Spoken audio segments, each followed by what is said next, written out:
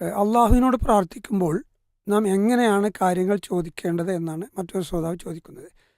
ലഭിക്കാൻ വളരെ കുറച്ച് മാത്രം സാധ്യതയുള്ള ഒരു കാര്യത്തിന് പകരം ലഭിക്കാൻ സാധ്യതയില്ലാത്തൊരു കാര്യം ചോദിക്കുന്നതിൽ അർത്ഥമുണ്ടോ? പ്രാർത്ഥനയുടെ കാര്യത്തിൽ നമ്മൾ മനസ്സിലാക്കി കുറേ നിബന്ധനകൾ, ദുആന് കുറേ ഷുറൂത്തുകളുണ്ട്, കുറേ നിബന്ധനകളുണ്ട്. ആ നിബന്ധനകൾപ്പെട്ടതാണ് അസംഭവ്യമായ കാര്യങ്ങൾ ചോദിക്കാതിരിക്കുക. റഹ്ബത്തോടും റഹ്ബത്തോടും കൂടി, ഭീതിയോടും പ്രതീക്ഷയോടും കൂടി പ്രാർത്ഥിക്കുക. അതേപോലെ ചെയ്യേണ്ട കാര്യങ്ങളൊക്കെ ചെയ്തതിന് ശേഷം പ്രാർത്ഥിക്കുക. അസംഭവ്യമായ കാര്യങ്ങൾക്ക് വേണ്ടി പ്രാർത്ഥിക്കാതിരിക്കുക.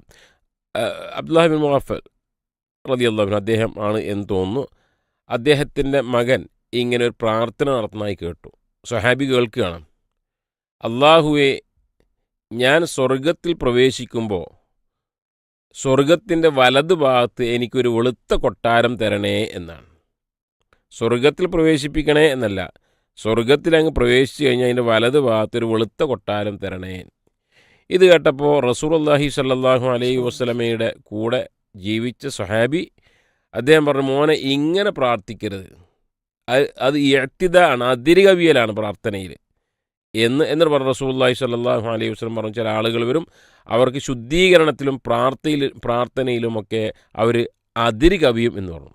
അപ്പോൾ ഇങ്ങനെ അസംഭവ്യമായ കാര്യങ്ങൾക്ക് വേണ്ടി പ്രാർത്ഥിക്കരുത്. അതിൽപ്പെട്ടതാണ് ഒരാൾ കുഞ്ഞില്ലാത്ത ഒരാൾ, അയാൾ കല്യാണം തന്നെ കഴിച്ചിട്ടില്ല, കല്യാണം കഴിക്കാത്ത ഒരാൾ റബ്ബേ എനിക്ക് കുഞ്ഞിനെ തരണേ എന്ന് പ്രാർത്ഥിക്കും. സത്യത്തിൽ അത് അള്ളാഹുവിനെ പരിഹസിക്കലാണ്.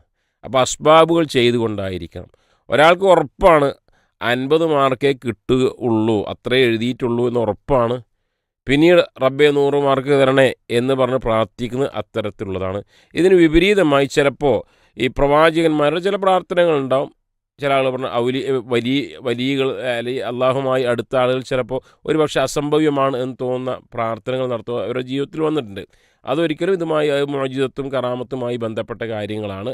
അവരൊക്കെ അള്ളാഹുവിനുള്ള പ്രാർത്ഥനയിലൂടെയാണ് അത് സംഭവിക്കുന്നത്.